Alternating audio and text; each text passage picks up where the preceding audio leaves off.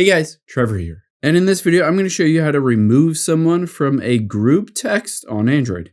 It's pretty quick and easy, so let's jump right in. Now, let's say you have a group chat in Messages or Google Messages on your Android phone.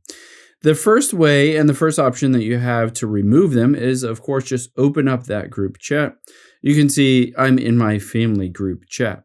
Now, there are a couple different options based on how you have set up that group chat, either as RCS or MMS. So what we're going to do is first just tap on those three dots at the top right. And from here, we're going to tap on Group Details here.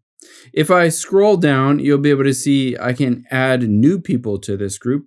But let's say one or both of these numbers I want to remove from them. The first option I have is to tap on those three dots next to them. And in some instances, depending on how your group chat is set up, it could say remove that contact or remove that phone number. However, you can see it just says add contact for me. So in my case, I'm not able to do that. However, another option I can do is just tap on notifications here. And I can just set this to silent. So one option for any group chat is just to silence that group chat. And then after you've done that, let's go back out of here. And then after we've done that, tap on the messages icon at the bottom right and hit group chat.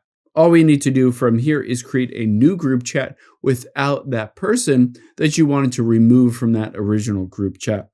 Again, keep in mind, sometimes you are able to remove somebody. Sometimes, unfortunately, you're not. You can just silence that old one and set up a new group chat.